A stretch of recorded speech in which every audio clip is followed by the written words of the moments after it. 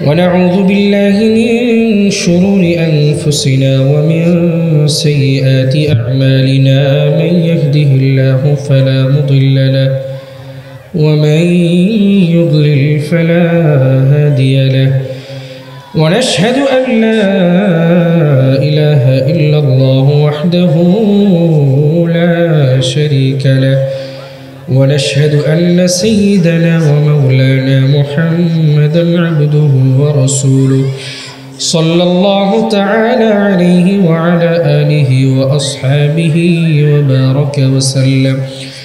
أما بعد فأعوذ بالله من الشيطان الرجيم. بسم الله الرحمن الرحيم.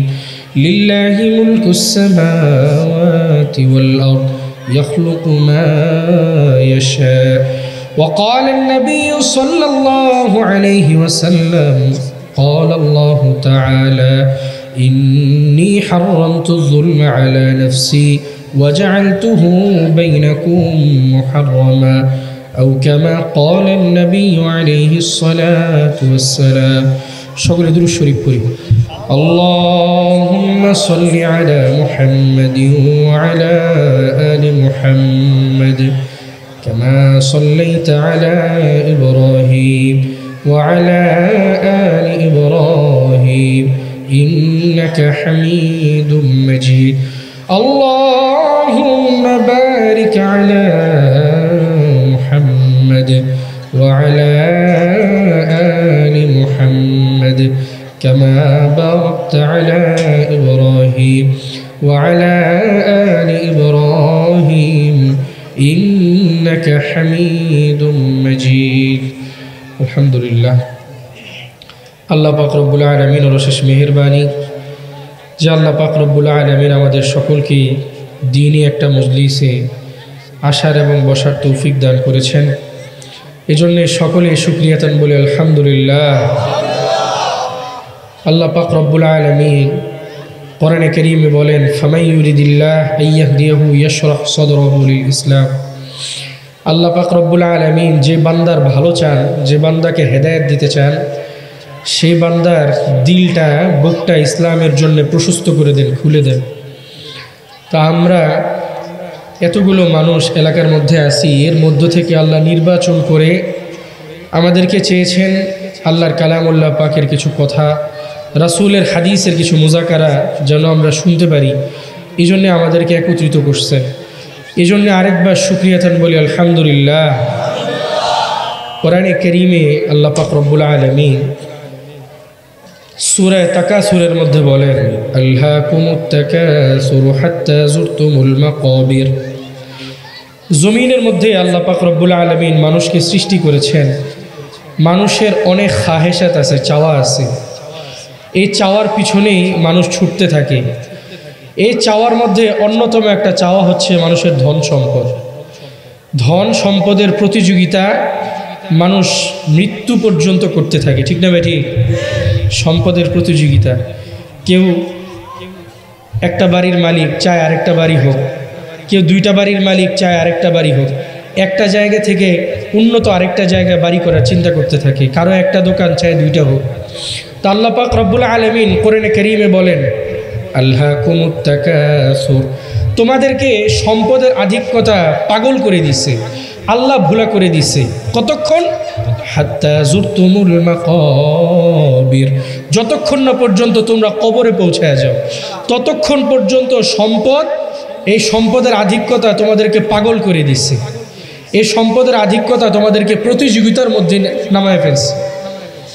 দেখেন, দুনিয়ার মধ্যে আমরা যা কিছু দেখি, যা কিছু না দেখি, যা আমাদের সামনে আছে, যা সামনে নাই, সকল কিছুর মালিক কে? কোরআনে কারীমে আল্লাহ বলেন লিল্লাহি মুলকুস সামাওয়াতি ওয়াল আরদ, আসমান জমিনের রাজত্ব একমাত্র কার? আসমান জমিনের রাজত্ব একমাত্র কার? আল্লাহর। আসমান জমিনের রাজত্ব আল্লাহ। তিনি যাকে চান তাকে সম্পদ দান করেন। সকল কিছু, দুনিয়ার ধনভাণ্ডার, আসমানের ধনভাণ্ডার, সমুদ্রের নিচের ধনভাণ্ডার, সব কিছুর মালিক আল্লাহ। আমরা আল্লাহকে ছাড়া দুনিয়ার মধ্যে চলতে পারবো? আল্লাহর রহমত ছাড়া চলা সম্ভব? কিন্তু আল্লাহ আমাদেরকে ছাড়া চলতে পারবেন? পারবেন? সন্দেহ আছে? আল্লাহ পাক রব্বুল আলামিন রাসূলের হাদিসে কুদসির মধ্যে রাসূল বলেন, আল্লাহ পাক রব্বুল আলামিন বলেছেন, ইন্নী হারামতু যুলমা আলা নাফসি। আল্লাহর হাবিব বলেন, রাসূল করিম সাল্লাল্লাহু আলাইহি ওয়াসাল্লাম বলেছেন, আল্লাহ পাক রব্বুল আলামিনের কাছ থেকে আমি শুনেছি, আল্লাহ পাক রব্বুল আলামিন বলেন, ইন্নী হারামতু যুলমা আলা নাফসি, ও আমার বান্দারা, আমি নিজের উপর জুলুমকে হারাম করে দিয়েছি। ওয়াজআলতুহু বাইনাকুম মুহাররামা। আল্লাহ কি বান্দার উপর জুলুম করেন? কোরআনে কারিমে আল্লাহ বলেন, ইন্নাল্লাহা লা ইয়াজলিমু মিসকালা যাররা। সাউন্ড একটু কমাও। আল্লাহ পাক রব্বুল আলামিন বান্দার উপর সামান্য জুলুম করেন না। সামান্য বলতে কতটুকু? মিসকালা যাররা, একেবারে সরিষা দানা পরিমাণও আল্লাহ পাক বান্দার উপর জুলুম করেন না। তো আল্লাহ বলতেছেন, আমি আল্লাহ নিজের উপর জুলুমকে হারাম করে দিয়েছি। ওয়াজআলতুহু বাইনাকুম মুহাররামা, আমি মানুষের উপর জুলুমকেও হারাম করে দিয়েছি। আল্লাহ যেরকম বান্দার উপর জুলুম করেন না, বান্দাও এরকম বান্দার উপর জুলুম করতে পারবে না। এরপরে আল্লাহ বলেন, ইয়া ইবাদি কুল্লুকুম দাল্লুন ইল্লা মান হাদাইতুহু। ও আমার বান্দারা, তোমরা সকলেই পথভ্রষ্ট। ইল্লা মান হাদাইতুহু, তবে আমি যাকে হেদায়েত দান করি সে পথভ্রষ্ট না। ফাস্তাহদুনি আহদিকুম। ও আমার বান্দারা, আমার কাছে হেদায়েত চাও, আমি আল্লাহ তোমাদেরকে সঠিক পথের দিশা দিয়ে দিব। এরপরে আল্লাহ বলেন, ইয়া ইবাদি কুল্লুকুম আরিন ইল্লা মান কাসাউতুহু। ও আমার বান্দারা, তোমরা সকলেই উলঙ্গ, তোমাদের কারোরই কাপড় চোপড় নাই। কে বলতেছেন?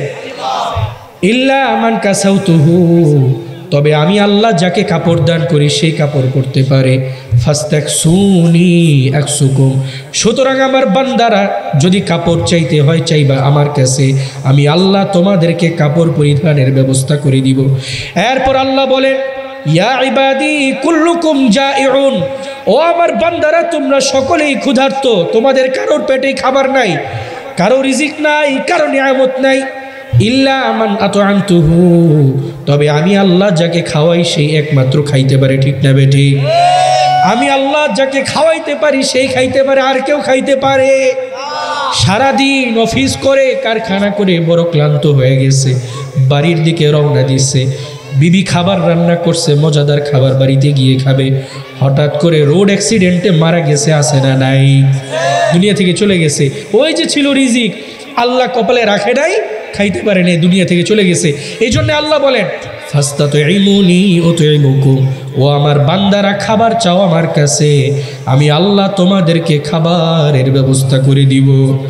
এরপরে আল্লাহ বলেন, ইয়া ইবাদি ইন্নাকুম তুখতিউনা বিল্লাইলি ওয়ান নাহার। ও আমার বান্দারা, তোমরা রাতেও গুনাহ করো, দিনেও গুনাহ করো। ঠিক না বেটি? বান্দা রাতেও গুনাহ করে, দিনের বেলাও গুনাহ করে। বান্দা সূর্যের আলোতেও গুনাহ করে। রাতের বেলা যখন পুরো দুনিয়া অন্ধকার হয়ে যায়, বান্দা তখন অন্ধকার ঘরের ভিতর ঢুকেও আল্লাহর নাফরমানিতে লিপ্ত হয়। আল্লাহ বলেন, ও আমার বান্দারা, তোমরা রাতে দিনে সর্বদা আমার গুনাহ করতে থাকো। ইল্লা মান ইস্তাগফারতাহু ফাস্তাগফিরুনি আগফিরুকুম। ও আমার বান্দারা, তোমাদের গুনাহের বোঝা যদি বেশি হয়ে যায়, আমি আল্লাহর কাছে ইস্তেগফার পড়ো, আমি আল্লাহ তোমাদের জিন্দেগির সকল গুনাহ মাফ করে দিব। তাহলে গুনাহ মাফ করার মালিক কে? আল্লাহ। হাদিসটা অনেক বড়, এগুলো কিন্তু আমাদের আলোচ্য বিষয় না। আমি যেটা বলতেছিলাম, ধন সম্পদ দুনিয়া যা কিছু আছে সকল কিছুর মালিক কে? আমাদের আজকের আলোচ্য বিষয় হলো ধন সম্পদ।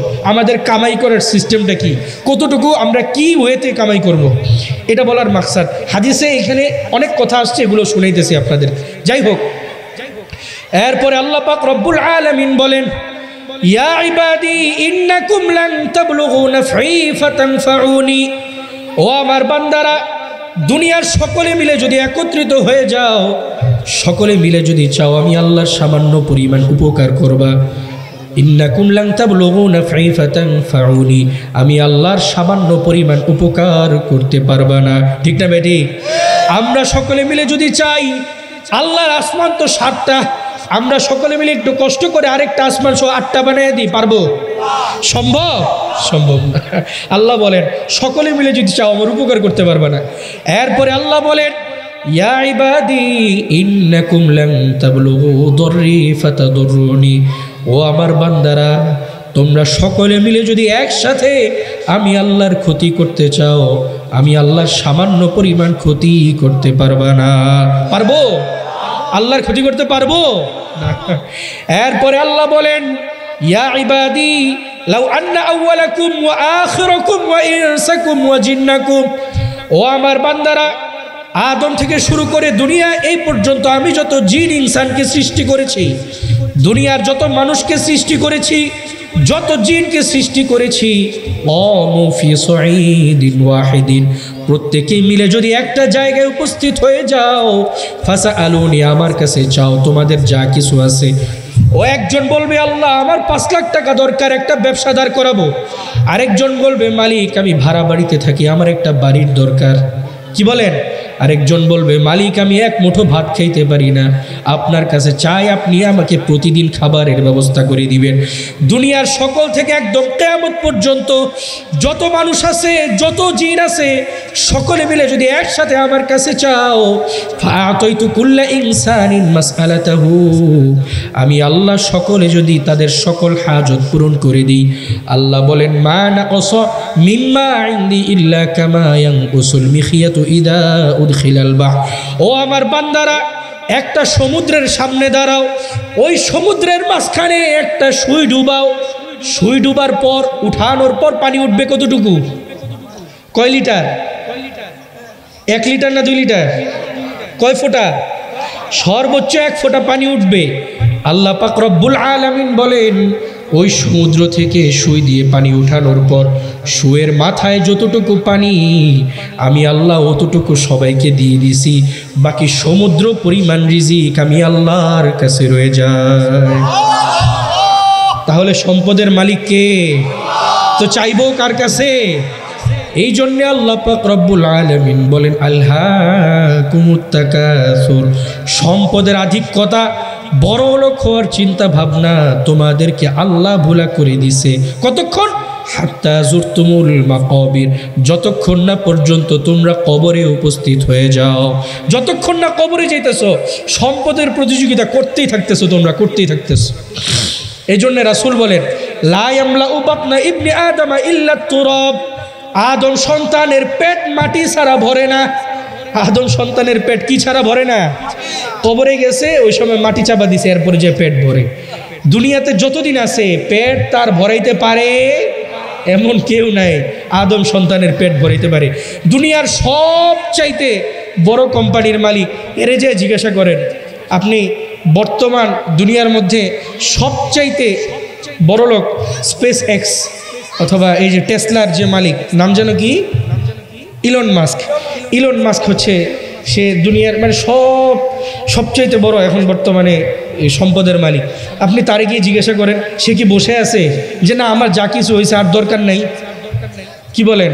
সে কি প্রতিযোগিতা করতেছে না? এখনো ইনকামের চিন্তা ভাবনা তার। তো দুনিয়ার মধ্যে যত মানুষ আছে সবার একটাই চিন্তা, সম্পদ হইতে হবে। কি বলেন? আমার আপনারও চিন্তা ভাবনা। কিন্তু এটা কি হারাম ওয়েতে না হালাল ওয়েতে? হালাল ভাবে। কিভাবে? হারাম ভাবে যাওয়া যাবে? দেখেন সম্পদের চিন্তা ভাবনায় রাসূল সাল্লাল্লাহু আলাইহি ওয়াসাল্লাম মানুষের কি রকম, উম্মতের কি চিন্তা করতেন। বুখারী শরীফের হাদিস, রাসূলুল্লাহ সাল্লাল্লাহু আলাইহি ওয়াসাল্লামের সাহাবী হযরতে উবাইদুল্লাহ ইবনুল জাররাহ রাদিয়াল্লাহু তাআলা আনহু, তার ব্যাপারে আসছে। রাসূলুল্লাহ সাল্লাল্লাহু আলাইহি ওয়াসাল্লাম, বাহরাইন নাম শুনছেন আপনারা? বাহরাইন নাম শুনছেন? ওই সময় বাহরাইনের গভর্নর ছিল হযরতে আলা ইবনুল হাজরমি রাদিয়াল্লাহু তাআলা আনহু। তো বাহরাইনের সাথে রাসূলের চুক্তি হয়েছে, প্রতি বছর বাহরাইন মদিনাকে অর্থাৎ রাসূলুল্লাহ সাল্লাল্লাহু আলাইহি ওয়াসাল্লামকে কর দিবে, জিজিয়া দিবে, জিজিয়া। এই বাহরাইনের গভর্নরের নাম হইল আলা ইবনুল হাজরমি রাদিয়াল্লাহু তাআলা আনহু। আলা ইবনুল হাজরমি রাদিয়াল্লাহু তাআলা আনহুর কাছে বাহরাইনে আল্লাহ রাসূল সাল্লাল্লাহু আলাইহি ওয়াসাল্লাম কর আনার জন্য পাঠাইছেন হযরতে উবাইদুল্লাহ ইবনুল জাররাহ রাদিয়াল্লাহু তাআলা আনহু। হাদিসটা খেয়াল করে শুনেন। আন্না রাসূলুল্লাহ সাল্লাল্লাহু আলাইহি ওয়াসাল্লাম বাসা আবা উবাইদা ইবনুল জাররাহ ইলাল বাহরাইন ইয়াতি বিজিজিয়াতিহা। আল্লাহর হাবিব সাল্লাল্লাহু আলাইহি ওয়াসাল্লাম উবাইদুল্লাহ ইবনুল জাররাহ রাদিয়াল্লাহু তাআলা আনহুকে বাহরাইনে পাঠাইছেন জিজিয়া আনার জন্য, কর আনার জন্য। ফাকদিমা আবু উবাইদা ইবনুল জাররাহ বিমালিন মিনাল বাহরাইন। হযরত আবু উবাইদা ইবনুল জাররাহ বাহরাইন থেকে সম্পদ নিয়ে আসছে, অনেক সম্পদ নিয়ে আসছে। সম্পদ যখন আনছে ওই সময়টা ছিল একদম রাতের বেলা, শেষ রাতে সম্পদটা আনছে। হাদিসের মধ্যে আসছে ফাকদিমা আবু উবাইদা ইবনুল জাররাহ বিমালিন মিনাল বাহরাইন ফাসামিআতিল আনসার বিকুদুমিহি। আনসারি সাহাবীরা হযরত আবু উবাইদার পায়ের আওয়াজ শুনে গেছে, বুঝে গেছে আবু উবাইদা মনে আসছে। আবু উবাইদা আসছে, কি নিয়ে আসছে? সম্পদ নিয়ে আসছে। কি নিয়ে আসছে ভাই? সম্পদ নিয়ে আসছে। এখন আচ্ছা আপনারা বলেন তো, এই যে আবু উবাইদা এখন মদিনার মধ্যে আসলো, এখন কোন নামাজটা পড়বে? কোন নামাজটা? ফজরের নামাজটা পড়বে। হাদিসের মধ্যে আসছে ফাওয়াফাউ সালাতাস সুবহি মা রাসূলিল্লাহি সাল্লাল্লাহু আলাইহি ওয়াসাল্লাম। সাহাবায়ে কেরাম রাদিয়াল্লাহু আনহুম আজমাইন সবাই একত্রিত হয়েছে ফজরের নামাজ পড়ার জন্যে। আল্লাহর হাবিব সাল্লাল্লাহু আলাইহি ওয়াসাল্লাম ফজরের নামাজ পড়াইলেন।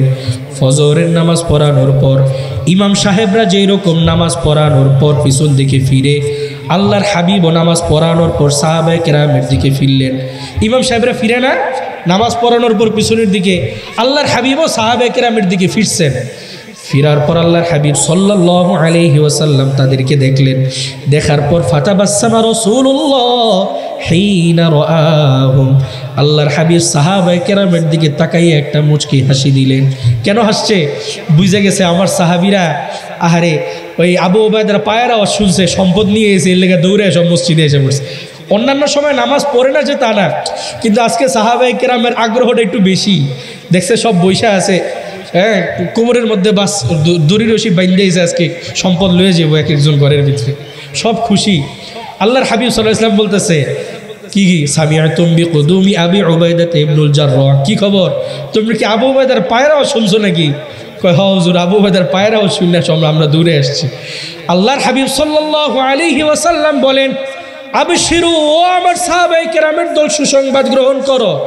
আমিলু মা ইয়াসুরুকুম, চিন্তার কোনো কারণ নাই, তোমাদেরকে আমি সম্পদের ব্যবস্থা করে দিব, এই সম্পদ তো তোমাদের জন্যই।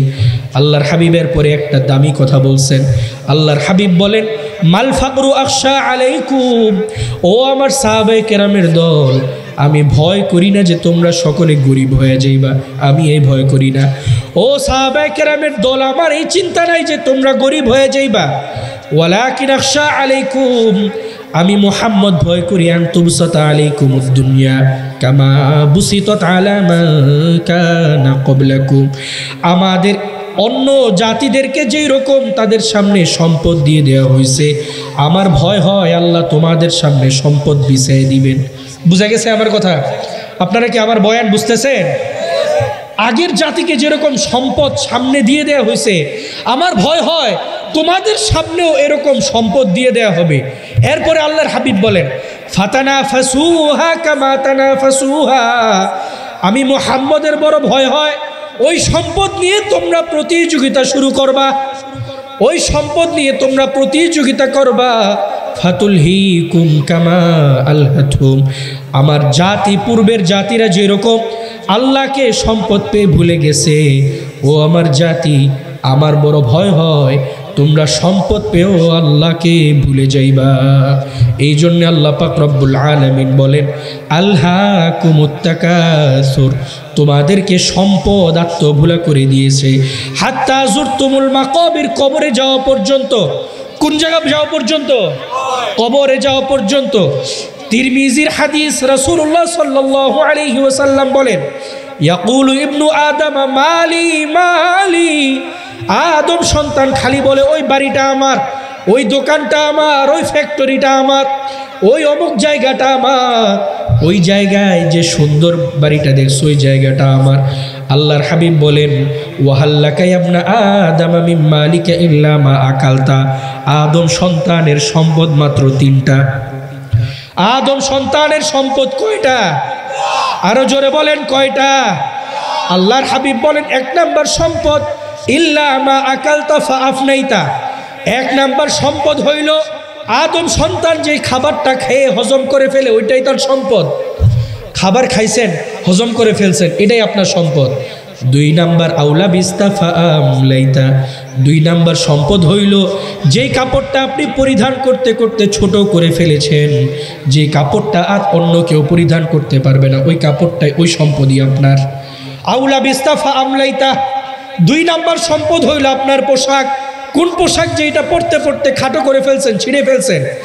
3 নাম্বার আউতা সদ্দক্তা দইতা, আদম সন্তান দুনিয়ার মধ্যে থাকতে কিছু সৎকা করেছে, ওই সৎকাই তার সম্পদ, ওই সৎকাই তার কি সম্পদ। আচ্ছা বলেন, আপনি ঘরের মধ্যে 5 কেজি, ধরেন 5 কেজি গরুর গোস্ত আনছেন, কয় কেজি? বুঝানোর জন্য বলতেছি। আপনি 2 কেজি খাইতে পারছেন, রয়ে গেছে কয় কেজি? আপনি দুনিয়া থেকে চলে গেছেন। এখন বলেন এই 3 কেজি কি আপনার? যে খাবে তার, এটা তো আপনার মালিক, আপনি তো এটার মালিক না। আপনি বড় স্যুট বুট কিনে রাখছেন, অনেক জামা কাপড় কিনে রাখছেন, কিছু কাপড় চোপড় আপনি পরেন, অনেকগুলো উঠায় রাখেন। আপনি মারা গেলেন, যে কাপড়গুলো উঠায় রাখছেন আপনি এখনো পরতে পারেন নাই, এই কাপড়গুলো কি ফেলে দিবে না মানুষকে দিয়ে দিবে? তাহলে এটা কি আপনার নাকি আরেকজনের? কোনটা আপনার কাপড় যেটা আপনি পরে পরে ছোট করে ফেলছেন, আর কাউকে দেওয়া সম্ভব না। 3 নাম্বার হচ্ছে কিছু সৎকা, যে সৎকা আপনি অন্যকে দিয়ে দিচ্ছেন, এটাই আপনার সম্পদ। তাহলে আদম সন্তানের সম্পদ কয়টা? 1 নাম্বার তার খাওয়া, যেটা সে খাইছে। 2 নাম্বার যেটা সে পরিধান করছে। 3 নাম্বার যেটা সে সৎকা করছে। বুঝা গেছে আমার কথা? রাসূলুল্লাহ সাল্লাল্লাহু আলাইহি ওয়াসাল্লাম বলেন, ইয়াত্তাবিউল মাইতা সালাসা, একজন মানুষ যখন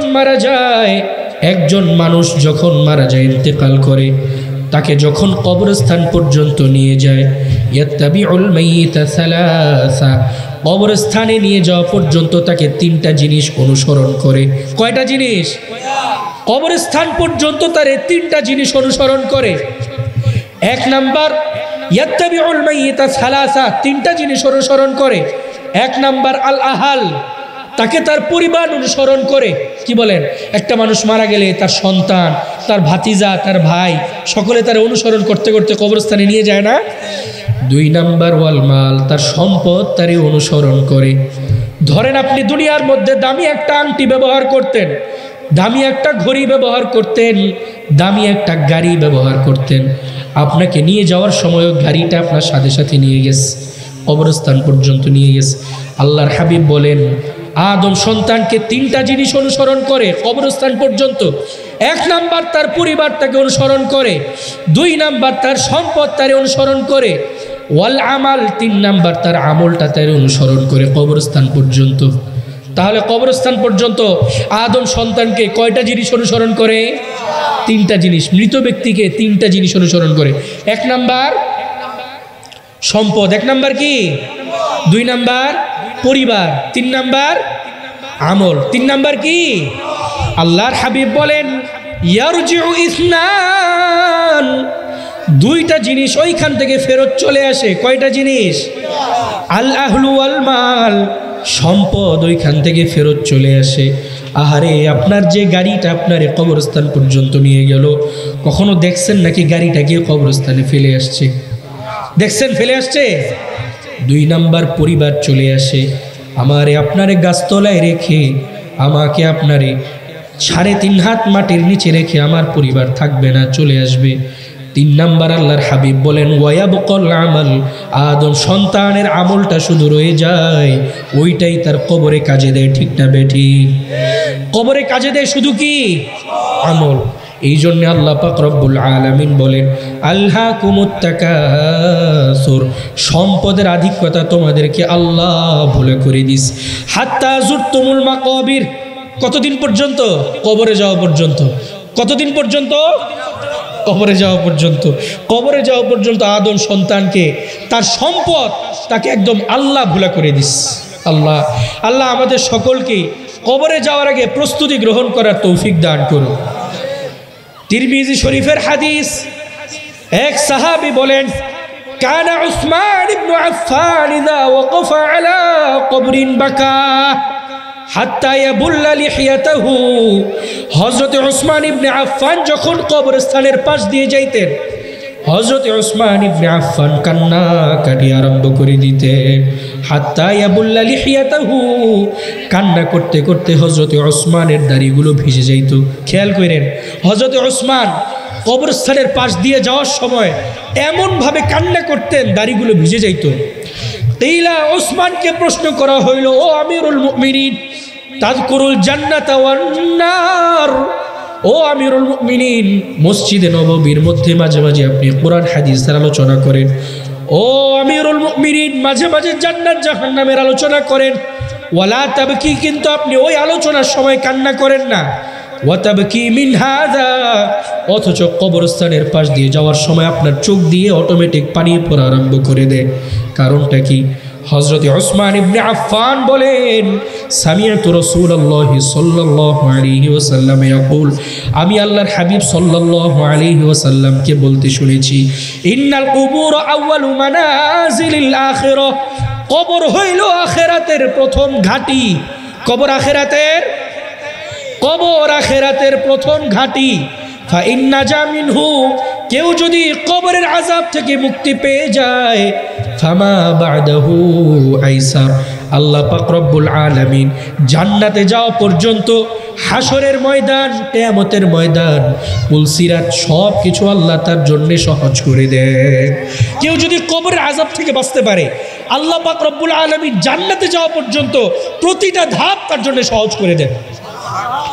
এরপরে আল্লাহর হাবিব বলেন, ওয়া ইল্লাম ইয়ানজু ফামা বা'দাহু আশার, আর কেউ যদি কবরের আযাবে গ্রেফতার হয়ে যায়, আল্লাহর হাবিব সাল্লাল্লাহু আলাইহি ওয়াসাল্লাম বলেন, তার জন্য হাসরের ময়দান, কিয়ামতের ময়দান, পুলসিরাত, আল্লাহ পাক রব্বুল আলামিন সব কিছু কঠিন করে দেন।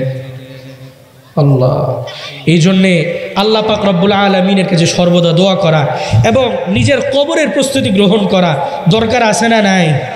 আল্লাহ, আপনি আমাদের সকলকে কবর সাজায় গুজায় দুনিয়া থেকে যাওয়ার তৌফিক দান করেন। এই জন্যে কত আশা করি, আহারে আল্লাহকুমুত তাকাসুর, কত আশা করে আমার বান্দারা কত প্রতিযোগিতা করে। কোন দিন পর্যন্ত? কবরে যাওয়া পর্যন্ত। কোন দিন পর্যন্ত?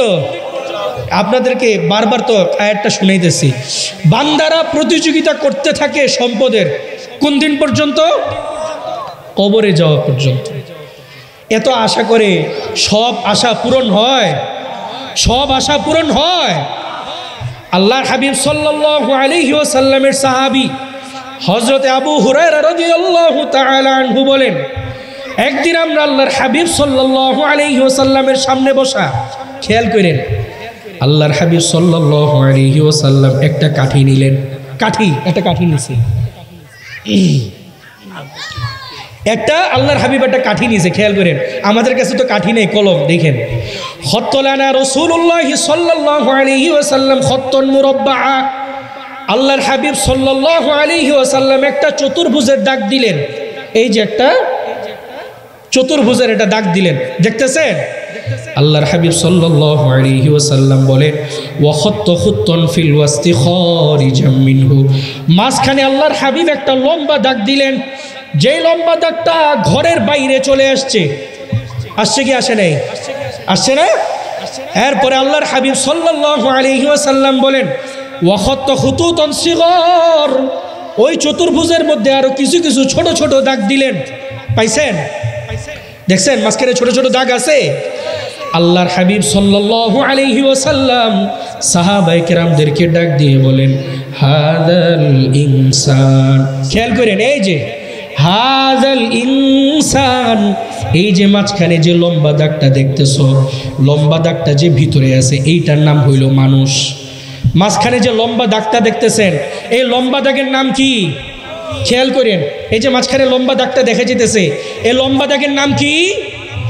এরপরে আল্লাহর হাবিব বলেন, ওয়াহাদাল্লাযী হুয়া মুহীতুন আও ক্বাদ আহাতা বিহি আজালুহু, মানুষের চারপাশে যে চতুর্ভুজের দাগটা দেখতেছেন, এই দাগটা হইল তার হায়াত। এই দাগের নাম কি? জোরে বলেন কি? এরপরে আল্লাহর হাবিব বলেন, ওয়াহাদিহিল খুতুতুস সিগআরাত, মাঝখানে যে ছোট ছোট দাগগুলো দেখতেছো, এইটা তার জীবনের ব্যস্ততা। এটা তার জীবনের কি? ব্যস্ততা। দেখেন, দাগ কিন্তু আরেকটা বাকি আছে। একটা দাগ হইল ভিতরে যেটা আছে লম্বা দাগ, এই দাগটার নাম কি? এই দাগটার নাম কি? আর চারিদিকে যে চতুর্ভুজের দাগটা, এই দাগের নাম কি? হায়াত। এই দাগের নাম কি? আর ছোট ছোট দাগগুলো যে, এটার নাম কি? কি? এরপরে আল্লাহর হাবিব বলেন ওয়াহাদাল্লাযী হুয়া খারিজুন আমালুহু, এই যে বাইরে যে দাগটা বের হয়ে গেছে, এই দাগটা হইল মানুষের সকল আশা ভরসা, সকল আশা ভরসা। আচ্ছা, এই দাগটা কি ঘরের ভিতরে আছে না বাইরে আসছে? এই জন্যে মানুষ কত আশা করে, সব কিছু কি পূরণ করতে পারে? কত আশা করে মানুষ সব আশা পূরণ করতে পারে না। কিছু আশা পূরণ হয়, বাকি সব আশা দুনিয়াতে রেখে চলে যায়। ঠিক না ভাই? ঠিক। এই জন্যে শিল্পী বলেন আমার মনের সকল আশা শেষ তো হবে না, এমন করে যাব চলে কেউ তো বুঝবে না। ঠিক না বেটি? কত জন যে গেছে চলে শত আশা ছেড়ে, আশায় আশায় জীবনটাকে রেখে গেছে গড়ে, মরণ নামের প্রলয় থেকে মুক্তি পাবে না, এমন করে যাব চলে কেউ তো বুঝবে না। ঠিক না বেঠি? কত আশা করে মানুষ, সব আশা পূরণ হয় না। কিছু আশা পূরণ হয়, বাকি সব আশা রয়ে যায়। এই জন্যে সম্পদ কামানোর ক্ষেত্রে ভয় করব কাকে? সম্পদ বেশি হওয়া এটা দোষের কিছু না। সম্পদ বহু সাহাবে কেরামের বেশি ছিল, কিন্তু সম্পদ হওয়ার ক্ষেত্রে আল্লাহ ভুলা হওয়া যাবে? আল্লাহ পাক রব্বুল আলামিন আমাদের প্রত্যেককেই হালালের উপর চলে কবরকে প্রস্তুত করে কবরে যাওয়ার তৌফিক দান করুক। সকলে বলে আমিন।